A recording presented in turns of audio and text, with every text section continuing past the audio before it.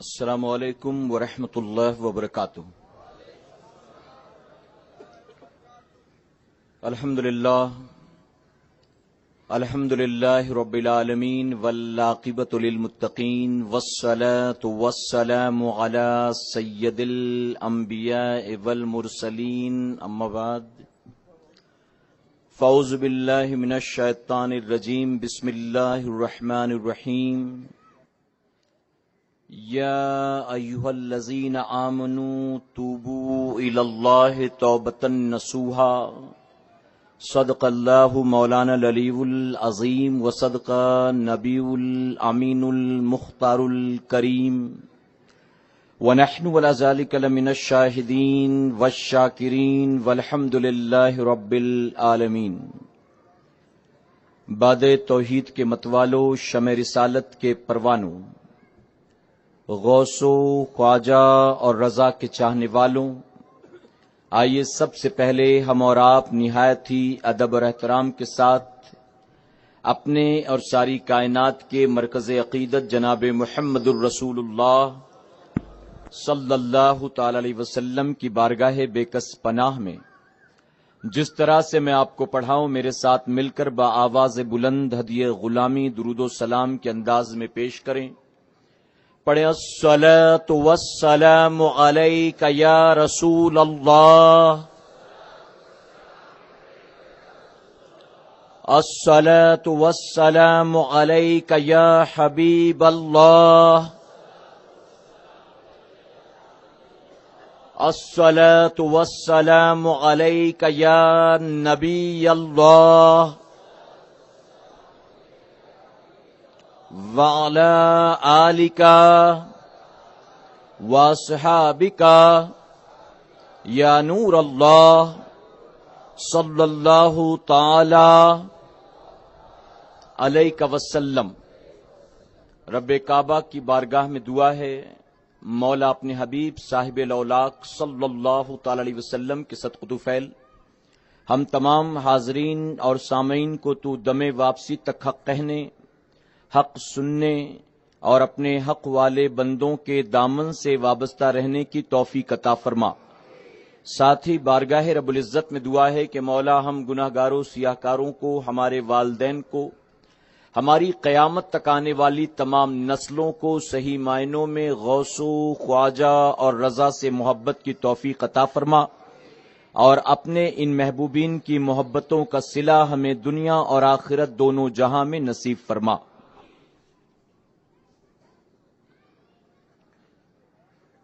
وہ معزز تھے زمانے میں مسلمان ہو کر، وہ معزز تھے زمانے میں مسلمان ہو کر، اور تم خوار ہوئے تارک قرآن ہو کر۔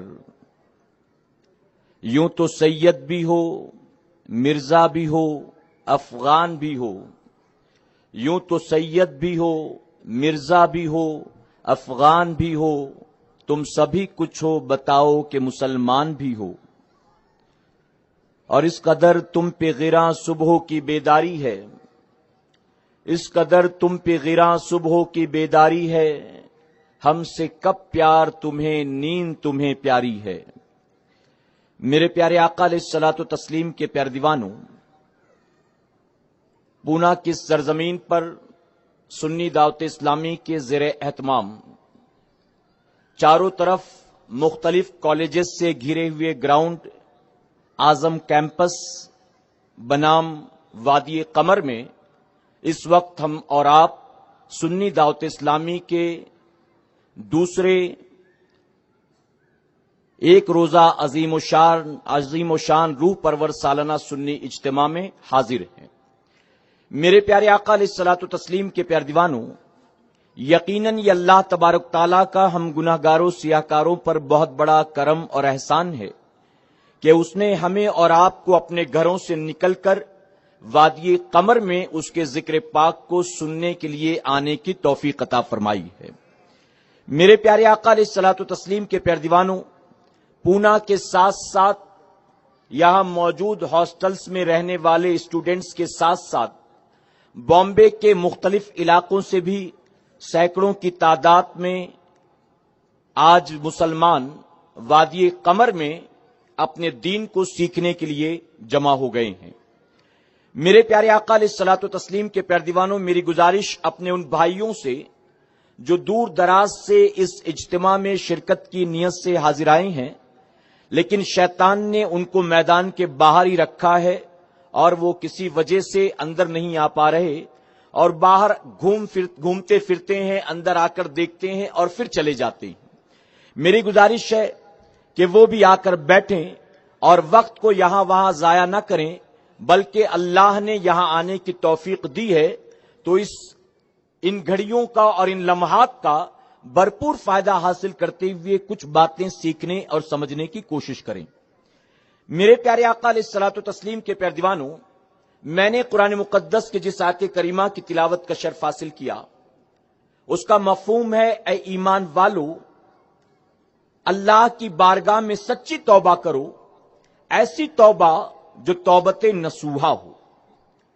آپ نے دیکھا ہوگا اکثر ہمارے بھائی جب نماز پنجگانہ سے فارغ ہوتے ہیں تو اپنے گالوں پر استغفر اللہ کہہ کے تماچے مارتے ہیں۔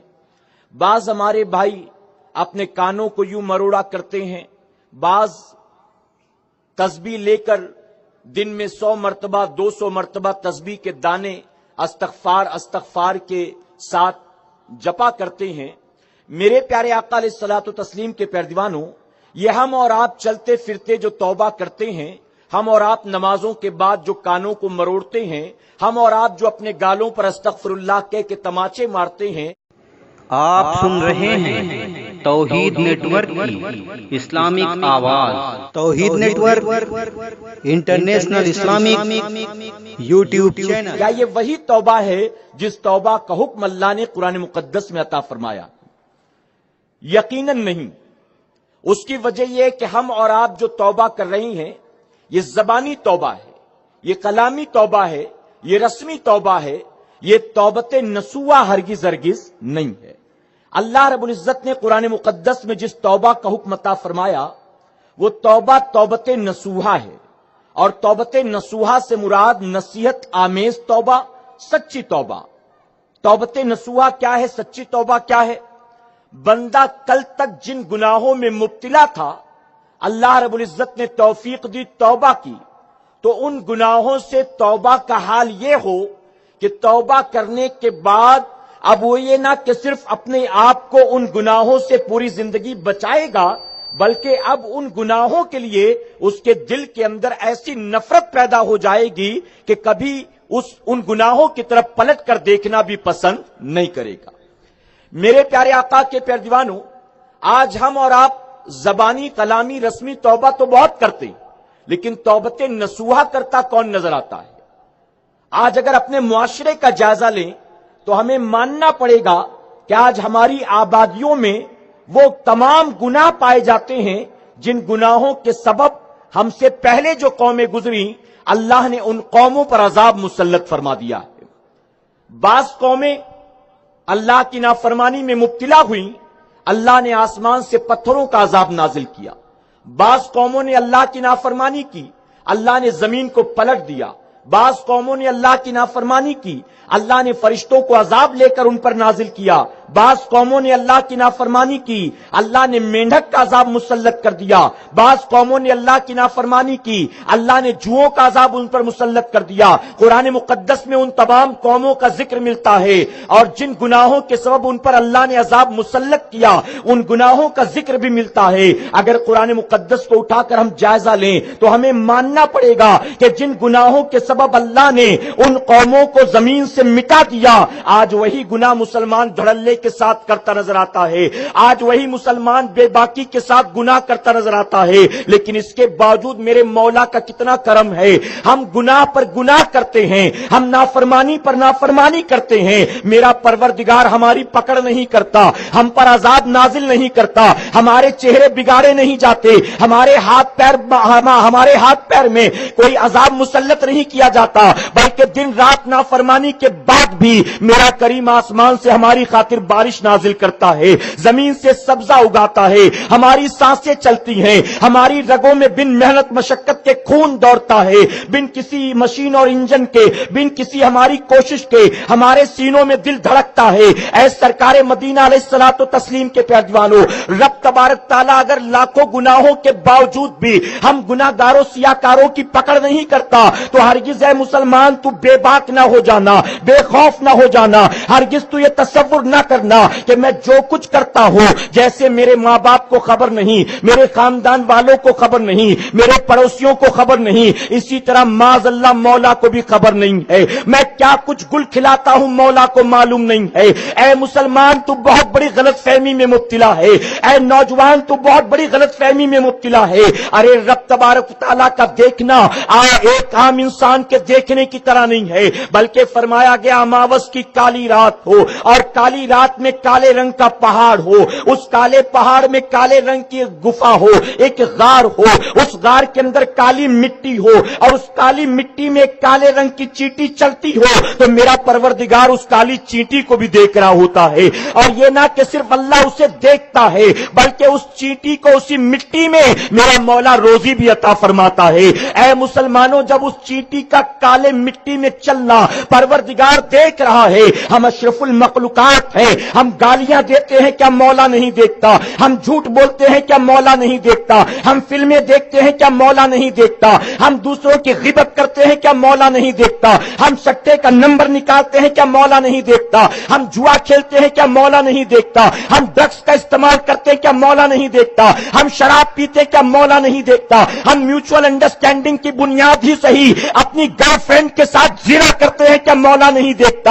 اے سرکار مدینہ علیہ الصلوۃ والتسلیم کے پیارے دیوانوں، آج ترقیوں کے نام پر کوئی بیئر پی رہا ہے، آج کوئی وسکی کا استعمال کرتا ہے، آج کوئی مختلف طرح کی نشاور دوائیوں کا استعمال کرتا ہے، آج کوئی براؤن شوگر کا استعمال کرتا ہے، آج کوئی ہیروئن کا استعمال کرتا ہے، آج کوئی کوریکس کا استعمال کرتا ہے، نفسانی چند لمحاتی لذتوں کو حاصل کرنے کے لیے آج بٹن نامی نشاور دوا کا کوئی استعمال کرتا ہے۔ اے مسلمان، کیا تو نے فراموش کر دیا کہ پروردگار ہمیں نہیں دیکھتا؟ اور یہ بات بھی ذہن میں محفوظ کر لے، اگر لاکھوں گناہ کے بعد بھی اللہ تبارک تعالیٰ روزی میں برکت دیتا ہے، اللہ کھلاتا ہے، اللہ پلاتا ہے، ہر رات سونے کے بعد دوبارہ جگاتا ہے، چلنے پھرنے کی مہلت دیتا ہے، تو یقیناً یہ اس کا کرم ہے۔ ہرگز یہ نہ سمجھنا کہ وہ ہم سے ناراض نہیں ہے، ہم تو لاکھ گناہ کرتے پھر بھی وہ ہمیں روزی میں برکت دیتا ہے، ہمیں طاقت دیتا ہے، ہمیں ترقیاں دیتا ہے۔ اے مسلمانوں، ذرا سوچو تو صحیح،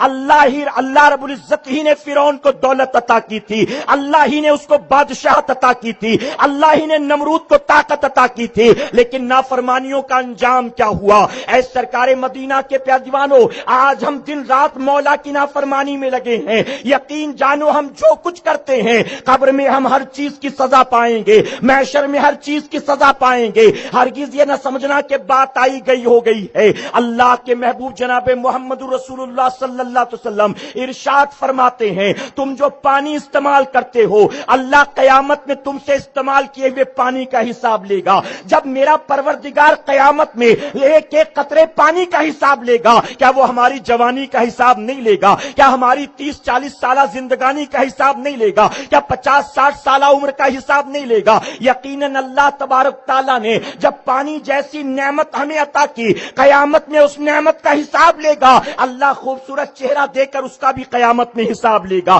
ہاتھوں کو طاقت دی ہے تو مولا اس کا بھی حساب لے گا۔ زبان کو بولنے کی صلاحیت دی ہے تو مولا اس کا بھی حساب لے گا۔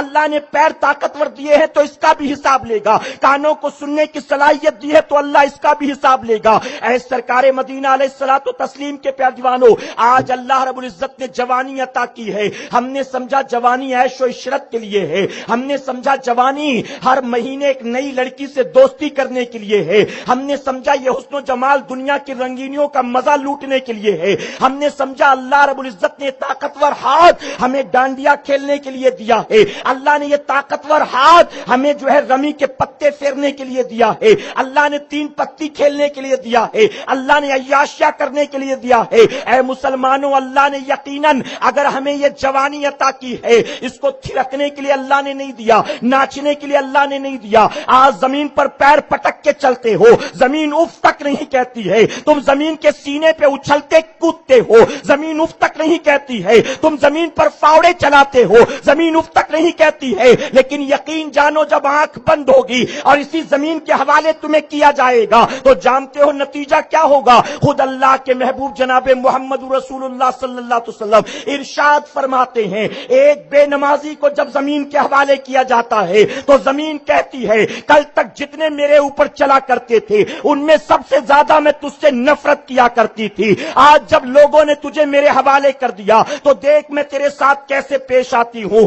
आका फरमाते फिर वो जमीन उसे दबोचती है, ऐसा दबोचती है. आका ने अपनी उंगलियों का इशारा फरमा के फरमाया कि दोनों तरफ की पसलियां टूटती हैं, एक दूसरे के अंदर पैवस्त हो जाती हैं. ऐ मुसलमान, जो बेनमाजी होगा जब कब्र में उसका यह अंजाम होगा, शराबी को कब्र में क्या भुगतना है क्या वो जानता है, एक जुआरी कब्र में क्या पाएगा क्या वो जानता है, एक सूद खाने वाला कब्र में क्या पाएगा क्या वो जानता है, एक ठुमके लगाने वाला कब्र में क्या पाएगा क्या वो जानता है, लोगों को गालियां देने वाला कब्र में क्या पाएगा क्या वो जानता है. ऐ मुसलमान, जवानी को अल्लाह की अजीम नेमत समझ, हरगिज हरगिज इसे ऐश और इशरत का सामान न समझ. कल जब बुढ़ापा आएगा हाथ पैर की ताकत छिन जाएगी, आंखों की रोशनी कम हो जाएगी, कमर में झुकने उठने में दर्द होगा, उस वक्त क्या अल्लाह की इबादत करेगा, उस वक्त क्या तौबा और इस्तगफार करेगा. अल्लाह ने जवानी दी है, अपने मौला को राजी कर लो. जवानी ऐश और इशरत की खातिर नहीं है,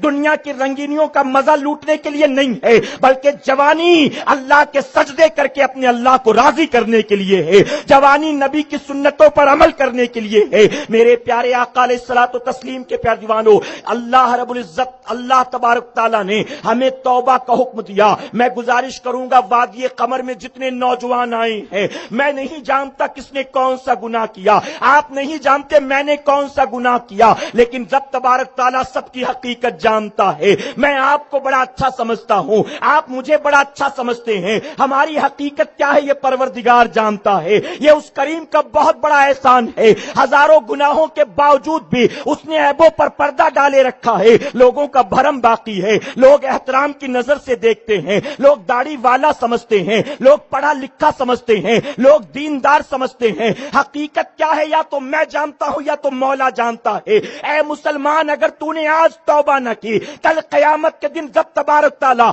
ऐबों से पर्दा उठा देगा. आज अगर दोस्त के सामने मजाक कोई उड़ा दे तो नाराज हो जाते हो, दोस्त के पास सामने ऐसी बात कह दे जो आप पसंद नहीं करते तो नाराज हो जाते हो. कल कयामत में जब रब ऐबों से पर्दा उठाएगा, उस वक्त जिल्लत से कौन बचाएगा, उस वक्त रुसवाई से कौन बचाएगा. मेरे प्यारे आका के प्यारे दीवानों, मौत आने से पहले अल्लाह की बारगाह में सच्चे दिल से तौबा कर लो. ये ना समझना अभी तो 22 साल का हूं, अभी तो 25 साल का कड़ियल जवान हूं, अभी तो 30 साल का हो गया हूं, अभी क्या जरूरत है तौबा करने की. मेरे दादा बूढ़े हुए थे तो नमाजी बने थे, अब्बा बूढ़े हुए थे तो दाढ़ी रखा था उन्होंने. जब मैं भी उस उम्र को पहुंचूंगा तो मैं भी नमाजी बन जाऊंगा, मैं भी दाढ़ी रख लूंगा. ऐ मुसलमान, बहुत बड़ी गलतफहमी में मुब्तला है. अगर तेरे दिल के अंदर ये ख्याल है तो इस ख्याल को निकाल दे, ये समझकर यकीनन ये ख्याल शैतान का वसवसा है. हक तो यह है कि इसी जमीन पर एक बूढ़ा बाप जो अपने जवान बेटे के कपड़े पर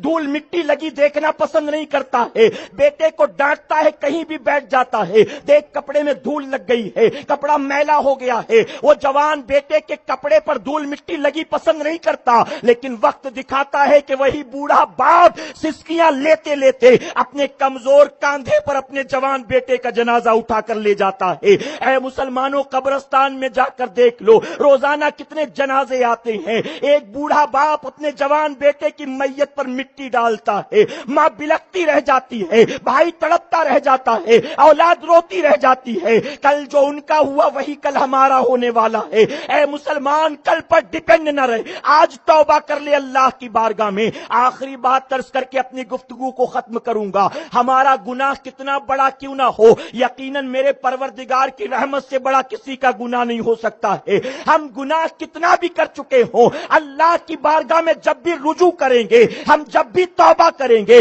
दोपहर के 12 बजे हो, रात के 2 बजे हो, तौबा का दरवाजा रब ने खोले रखा है. जब भी तुम तौबा करोगे मेरा करीम तौबा को कबूल फरमाएगा. मेरे प्यारे आका के प्यारे दीवानों, सैयदना उमर फारूक आजम रज़ियल्लाहु तआला अन्हु آپ فرماتے ہیں نبی کریم صلی اللہ تعالی علیہ وسلم سے میں نے کسی بات کو 2 مرتبہ یا زیادہ سے زیادہ 3 مرتبہ سنا. آقا کسی بات کو 3 بار سے زیادہ ریپیٹ نہیں کرتے تھے، لیکن مجھے اچھی طرح یاد ہے بنی اسرائیل کے ایک نوجوان کا واقعہ آقا نے 7 بار ہمارے سامنے بیان فرمایا. آپ سن رہے ہیں توحید نیٹ ورک کی اسلامک آواز. Tauheed network international Islamic YouTube channel. 7 مرتبہ. کون تھا وہ نوجوان؟ اللہ کے محبوب جناب محمد رسول اللہ صلی اللہ علیہ وسلم ارشاد فرماتے بنی اسرائیل میں ایک بہت بڑا گناہگار و سیاہکار قفل نامی انسان تھا. قفل جس کا نام تھا، آقا فرماتے دن رات گناہ کرتا، مولا کی نافرمانیاں، یہاں تک کہ آبادی کے لوگ اس سے بیزار تھے. صبح سے شام تک، شام سے صبح تک صرف پروردگار کی نافرمانی کرتا تھا. حضور اکرم صلی اللہ علیہ وسلم نے ارشاد فرمایا ہر رات اپنے مکان پر مختلف لڑکیوں کو طے کر کے سودا لایا کرتا تھا. ایک رات ایک عورت کو 60 دینار پر سودا طے کر کے اپنے مکان وہ لایا. اسے ایک کمرے میں بٹھا کر اندر گیا تیار ہونے. حضور اکرم صلی اللہ علیہ وسلم ارشاد فرماتے کچھ دیر کے بعد واپس آیا. عورت کی طرف ہاتھ بڑھایا، چھونا چاہتا تھا. وہ پھوٹ پھوٹ کر رونے لگی. قفل نے اپنے ہاتھ پیچھے کر لیے اور پیچھے کر کے کہتا اے عورت تو روتی کیوں ہے؟ کیا میں تجھے پسند نہیں؟ کیا میرا سودا تجھے پسند نہیں؟ جانتے حضور اکرم صلی اللہ علیہ وسلم نے فرمایا 60 دینار پر طے کر کے اسے لایا تھا. 60 دینار کتنا بڑا عیاش ہوگا آپ اندازہ لگائیں. 60 دینار کی آج مارکیٹ ویلو تقریباً 6 لاکھ روپے. ایک رات کی لمحاتی لذت کے لیے 6 لاکھ خرچ کرتا تھا وہ. کتنا بڑا عیاش. اس نے کہا کیا میں تجھے پسند نہیں؟ کیا میرا سودا تجھے پسند نہیں؟ تو عورت کہنے لگی نہیں نہیں، یہ بات نہیں ہے. دراصل یہ کام جو تو کرنے جا رہا ہے میں اس کام پر ہرگز ہرگز راضی نہیں ہوں. یہ میری اور میرے بچوں کی بھوک ہے جس نے مجھے اس راستے پر ڈال دیا ہے. جب مجھے کوئی راستہ نظر نہ آیا تو مجبوریوں نے مجھے اس راستے پر ڈال دیا. میں یہاں تک آ تو گئی ہوں لیکن مجھے ڈر لگتا ہے قیامت میں مولا کو کیا جواب دوں گی. اس عورت کی زبان سے ان نکلنے والے جملوں نے قفل کے دل پر ایسا اثر کیا. قفل خاموش کھڑا رہا. تھوڑی دیر کے بعد کہتا اے عورت مجھے تعجب ہوتا ہے، تو بھوکی ہے، تو پیاسی ہے، تیرے بچے بھوکے پیاسے، تو غریب ہے، تیرے پاس کچھ نہیں، لیکن تیرے خوف خدا کا یہ عالم. ارے پروردگار نے تو مجھے سب کچھ دیا، مجھے تو تیرے مقابلے مولا سے زیادہ ڈرنا چاہیے. میرے پاس سب ہے، پیٹ بھرا ہے، دولت ہے، لیکن میں اللہ سے نہیں ڈرتا. اور تیرے پاس کچھ نہ ہو کر تو اللہ سے ڈرتی ہے. اے عورت تیرے مقابلے تو مجھے مولا سے زیادہ ڈرنا چاہیے. تو گواہ ہو جا. میں تجھے اپنی بہن تسلیم کرتا ہوں، میں تجھے گواہ بنا کر اس گناہ سے توبہ کرتا ہوں. 60 دینار ہاتھ میں دیے، کہا یہ میری طرف سے تحفہ ہے، اپنے اور اپنے بچوں کے کھانے کا انتظام کر، مجھے معاف کر دے. اللہ کی بارگاہ میں دعا کر کے وہ بھی مجھے معاف کر دے. فرماتے نبی کریم صلی اللہ علیہ وسلم وہ عورت دعائیں دے کر کمرے سے باہر نکلتی ہے. ابھی اس عورت کا کمرے سے باہر نکلنا تھا. اسرائیل علیہ السلام انتظار کر رہے تھے. عورت جیسے ہی جاتی ہے وہ کمرے میں آتے ہیں اور قفل کی روح کو کھینچ لیتے ہیں. اس کے جسم سے روح پرواز کر جاتی ہے. صبح ہونے سے پہلے آبادیوں میں شور ہو گیا، قفل مارا گیا، قفل مارا گیا. لوگوں نے میٹنگ کال کی ہمیں کیا کرنا چاہیے. قفل مر گیا. اللہ کا بہت بڑا احسان، اب کیا کرے. بڑے بڑے لوگوں نے، ذمہ داروں نے کہا ہم اس کی لاش کو نہیں دفنائیں گے، ہم نہیں کفنائیں گے، اس کو پڑے رہنے دو کمرے میں یوں ہی، تاکہ لوگوں کو عبرت حاصل ہو سکے. اللہ کا نافرمان کوئی اس کے بعد نہ بن سکے. اسے پڑے رہنے دو، سڑنے دو اپنے مکان میں. یہاں لوگ میٹنگ کر کے ابھی یہ طے کر رہے تھے. رب نے آسمان پر فرشتے سے کہا اے فرشتے فوراً زمین پر جا اور جا کر قفل کے دروازے پر لکھ دے میں نے قفل کو جنت میں داخل کر دیا. میرے پیارے آقا کے پیارے دیوانوں، جب قفل جیسا گناہگار و سیاہکار اپنے آپ کو گناہ سے بچا لے، میرا کریم اس کے گناہ کو معاف کر کے اسے جنت میں داخل فرماتا ہے۔ ہم تو وہ بنی اسرائیل کا گناہگار تھا، ہم تو اللہ کے محبوب کے امتی ہیں۔ اگر ہم یقیناً توبہ کریں گے، محبوب کے صدقے میرا پروردگار یقیناً ہماری توبہ قبول فرمائے گا۔ آج یہاں اٹھنے سے پہلے ہم سب کو توبہ کرنی، کہیں انشاءاللہ، اور اجتماعی توبہ کرنی، اجتماعی دعا کرنی۔ ہم سب کو یہاں سے پلٹ کر جانا ہے تو دنیا دیکھ کر خود کہے وادی قمر میں گیا تھا، قمر علی درویش کا صدقہ لے کر واپس آیا ہے۔ میرے پیارے آقا کے پیارے دیوانوں، بتوں کے نام پر نہیں بلاتے ہیں، کسی مندر کا لوکیشن بتا کر نہیں بلاتے ہیں، کسی دیوی دیوتا کے نام پر نہیں بلاتے۔ ہم تو اگر اعظم کیمپس میں بھی آتے ہیں تو وہاں بھی آ کر ولی کی نسبت دے دیا کرتے، اور جب ولیوں سے نسبت جوڑتے ہیں مولا صدقہ عطا فرما دیتا ہے۔ اللہ اپنے حبیب پاک کے صدقے ہمیں آپ کو سب کو کہنے سننے سے زیادہ عمل کی توفیق عطا فرمائے۔ درمیان گفتگو مجھ سے جانے انجانے میں کسی طرح کی غلطی خامی رہ گئی، آپ سب کو گواہ بنا کر سچے دل سے توبہ کرتا ہوں، بالخصوص علماء اکرام کو گواہ بنا کر توبہ کرتا ہوں۔ اللہ رب العزت میری توبہ قبول فرمائے اور ہماری محفل کو قیامت میں ہمارے لیے، ہمارے والدین کے لیے اور بالخصوص میری مرحومہ بیوی کے لیے بخشش اور نجات کا ذریعہ بنائے۔ السلام علیکم ورحمۃ اللہ وبرکاتہ۔